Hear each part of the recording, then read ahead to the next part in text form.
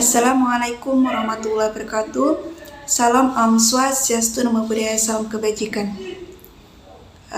Di sini saya senang atas nama Hafiza, salah satu mahasiswi jurusan Usaha Perjalanan Wisata, akan menjelaskan tentang materi paspor dan SPLP. Sebelumnya saya ucapkan terima kasih kepada Ibu Nur Arini Yulia SSTM M4 selaku dosen pengampu dokumen dan pasasi. Materi yang akan saya jelaskan yang pertama itu tentang paspor. Jadi apa itu paspor? Paspor merupakan salah satu bukti identitas diri kita di luar negeri atau ketika kita berada di luar tanah air. Nah, paspor ini dibuat ketika kita akan melakukan perjalanan ke luar negeri, baik itu menempuh pendidikan ataupun kerja ataupun ketika ingin berlibur. Nah, di sini hal ini menjadi kewajiban pemilik paspor tersebut untuk menyimpan dan melindunginya dengan sebaik-baiknya. Paspor adalah dokumen milik negara. Paspor Republik Indonesia harus berpanjang atau diperbarui setiap 5 tahun setelah paspor tersebut habis masa berlakunya.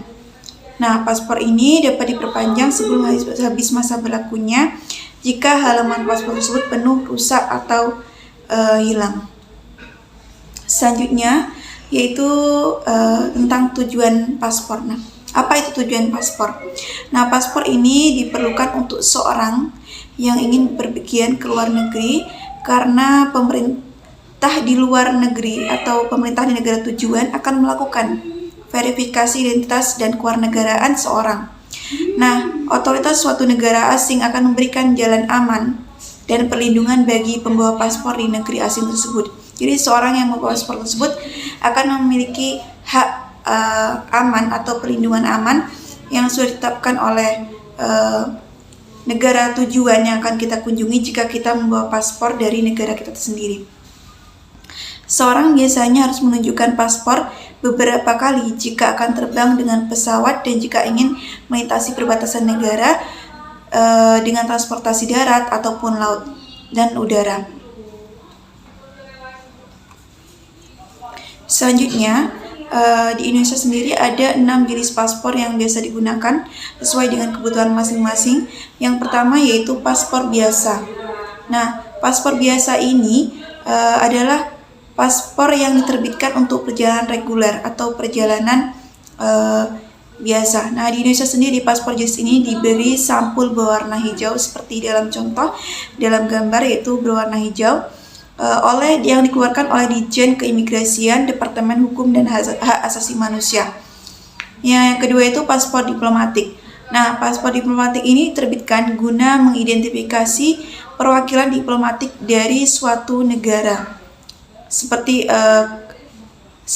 pemerintah yang akan pergi ke luar negeri, karena urusan diplomatik antara negara yang akan dikunjungi dengan negaranya. Karena itu pemegang paspor ini menikmati beberapa kemudahan perlakuan dan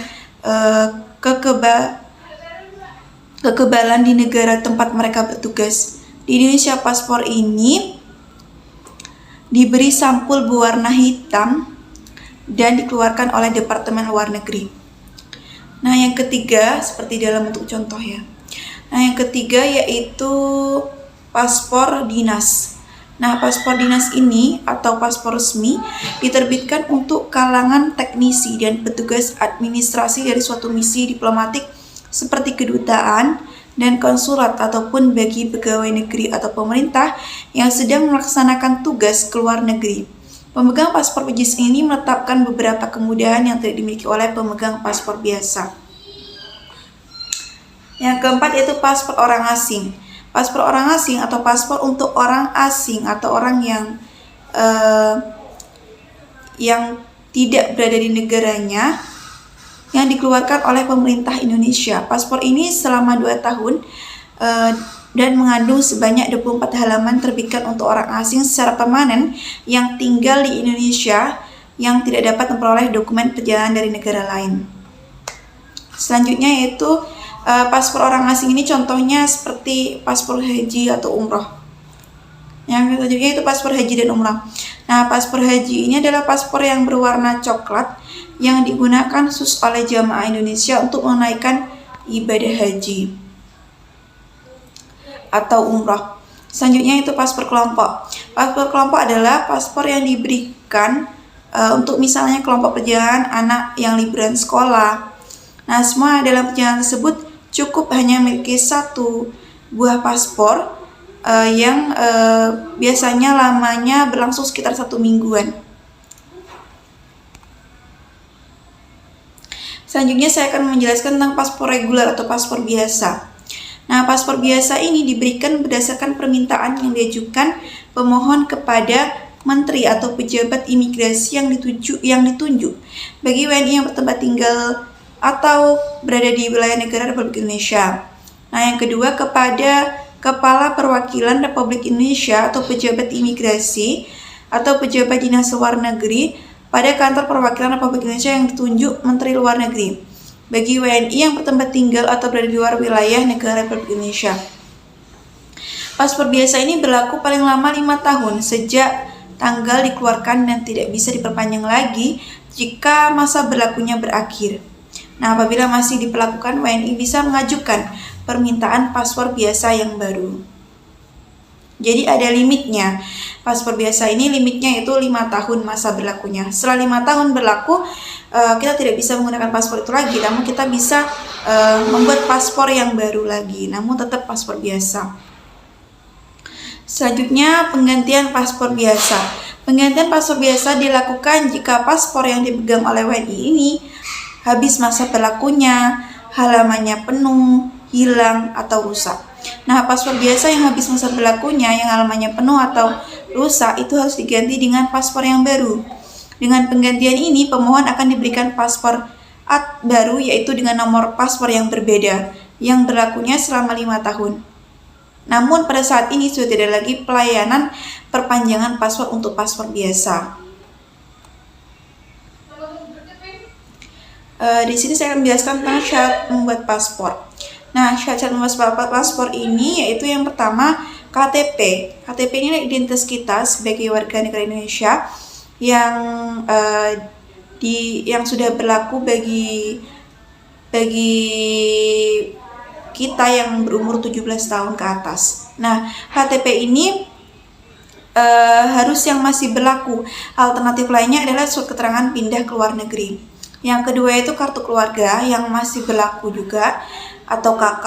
Nah, yang ketiga itu akta kelahiran atau akta perkawinan atau buku nikah, ijazah atau surat baptis. Nah, yang keempat ini bagi orang asing yang mendapatkan kewarganegaraan Indonesia harus menyertakan surat kewarganegaraan Indonesia. Nah, yang terakhir ini apabila telah berganti nama harus menyiapkan surat penetapan ganti nama dari pejabat berwenang. Selanjutnya yaitu syarat buat paspor untuk anak WNI. Jadi bagi anak-anak WNI atau warga negara Indonesia itu harus ketika ingin membuat paspor harus ada syarat-syarat berupa KTP kedua orang tua asli dan fotokopi. Yang kedua itu kartu keluarga asli dan fotokopi, akta lahir anak atau surat baptis asli dan fotokopi, buku nikah atau akte nikah orang tua ya, buku nikah orang tua asli dan fotokopi, paspor orang tua asli dan fotokopi, paspor orang tua asli dan yang paspor lama anak bagi yang ingin diperpanjang, bagi anak yang sudah mempunyai paspor sebelumnya. Selanjutnya saya akan memberikan contoh paspor online, aplikasi paspor online seperti dalam PPT saya seperti ini. Selanjutnya saya akan menjelaskan tentang cara daftar buat paspor online melalui aplikasi. Yang pertama yaitu mengunduh aplikasi layanan paspor online. Jadi kita harus unduh dulu di smartphone Anda yang berbasis Android. Yang kedua itu daftarkan diri Anda melalui aplikasi tersebut dengan membuat akun baru serta melengkapinya dengan mengisi data pribadi seperti nama lengkap, alamat, nomor induk pendudukan, nomor seluler atau nomor HP, alamat surat elektronik atau email, username dan password. Selanjutnya itu yang ketiga, setelah melakukan registrasi akun, segera lakukan verifikasi dengan cara membuka tautan pemberitahuan yang masuk ke dalam surat elektronik Anda atau biasanya tuh melalui email. Nah, yang keempat, setelah berhasil melakukan verifikasi akun, kembali masuk ke dalam aplikasi layanan paspor online menggunakan akun yang telah Anda buat sebelumnya. Yang kelima, pada aplikasi layanan paspor Anda bisa langsung mulai memilih kantor imigrasi mana yang akan Anda tuju sebagai tahap merealisasikan buat paspor online tersebut. Yang selanjutnya itu setelah memilih kantor imigrasi, segeralah pilih daftar dan waktu kedatangan yang Anda inginkan. Perlu diperhatikan, karena jumlah kuota yang terbatas, maka akan sulit untuk mendapatkan antrean dalam waktu dekat. Jadi jangan lupa untuk mengisi jumlah pemohon yang akan hadir pada tanggal yang telah Anda pilih. Selanjutnya, setelah mengisi informasi sebelumnya, Anda akan mendapatkan kode QR dan informasi nomor antrean digital simpan dengan baik kode QR tersebut serta nomor antrean digital sebagai syarat buat paspor online. Pasalnya, kode atau syarat nomor antrean tersebut nantinya perlu dilampirkan atau diinformasikan ketika Anda atau kita datang ke kantor imigrasi pada jadwal yang sudah ditentukan atau yang sudah dipilih. Selanjutnya, saat datang ke kantor imigrasi, pastikan Anda sudah mempersiapkan persyaratan dokumen yang dibutuhkan. Persyaratan tersebut nantinya perlu diserahkan kepada petugas imigrasi untuk memvalidasi catatan permohonan pada paspor Anda. Datanglah kantor imigrasi yang kamu pilih sesuai dengan waktu dan tanggal yang kamu tentukan sebelumnya dengan membawa kelengkapan dokumen persyaratan pembuatan paspor.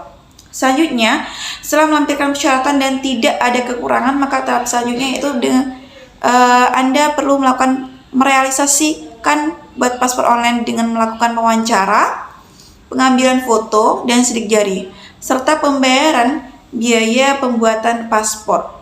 Ikuti proses pembuatan paspor. Nah, yang proses terakhir yaitu Anda hanya tinggal menunggu pengajuan paspor online Anda untuk dicetak. Anda akan mendapatkan informasi melalui SMS ke nomor ponsel yang terdaftar terkait hasil cetak yang sudah bisa diambil di kantor imigrasi atau diantarkan ke tempat tinggal Anda sesuai dengan pilihan layanan yang Anda inginkan. Umumnya proses ini memakan waktu yang cukup lama, yaitu mulai dari makan waktu yang cukup sebentar, yaitu mulai dari 3 hingga 4 hari kerja. Selanjutnya saya akan menjelaskan poin kedua. Yang pertama tadi saya menjelaskan tentang paspor. Nah, yang kedua ini saya akan menjelaskan tentang SPLP. Nah, apa itu SPLP? SPLP adalah surat perjalanan laksana paspor. Nah, SPLP ini salah satu dokumen perjalanan yang diterbitkan oleh pemerintah Republik Indonesia untuk digunakan dalam perjalanan masuk ke wilayah Indonesia. Surat perjalanan laksana paspor ini adalah dokumen pengganti paspor yang diberikan dalam keadaan tertentu yang berlaku selama jangka waktu tertentu. Nah, dan SPLP ini diberikan kepada WNI dalam keadaan tertentu bila paspor biasa tidak dapat diberikan.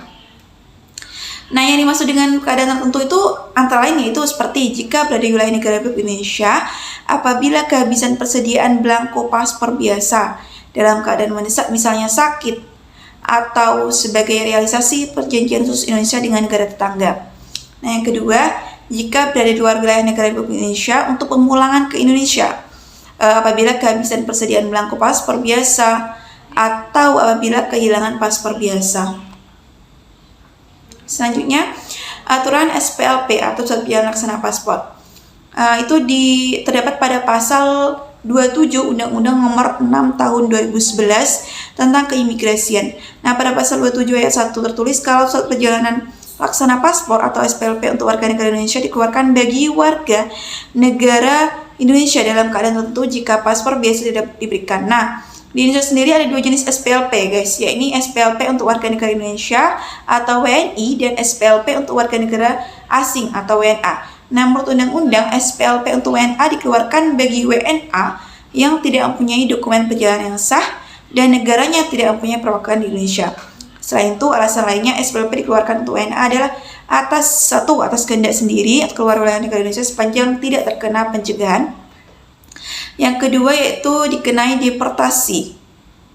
Deportasi itu adalah dikeluarkan secara paksa dari negara di mana ia berada atau di mana ia tinggal untuk sementara waktu. Nah, yang ketiga itu repatriasi. Jadi bisa dibilang perbedaan dasar SPLP untuk WNI maupun WNA adalah lokasi penerbitannya, untuk syaratnya sama. SPLP bagi WNI dikeluarkan saat WNI berada di luar wilayah Indonesia. Sedangkan SPLP bagi WNA dikeluarkan saat WNA berada di wilayah Indonesia. Seperti itu. Selanjutnya, untuk mendapatkan SPLP itu ada beberapa syarat dokumen yang perlu diserahkan.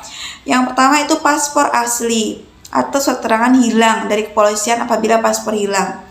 Nah, yang kedua itu salinan paspor halaman depan dan halaman visa. Yang ketiga, salinan resident card pemohon. Keempat, salinan ID card majikan. Kelima, foto ukuran 3x4 dengan latar belakang putih sebanyak 2 lembar. Kemudian salinan tiket kepulangan, mengisi formulir permohonan untuk mendapatkan SPLP.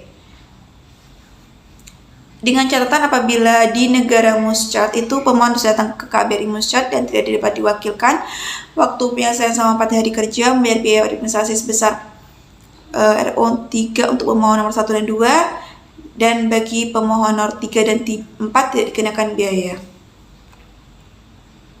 Seperti ini ya guys, teman-teman, untuk contoh paspor SPLP.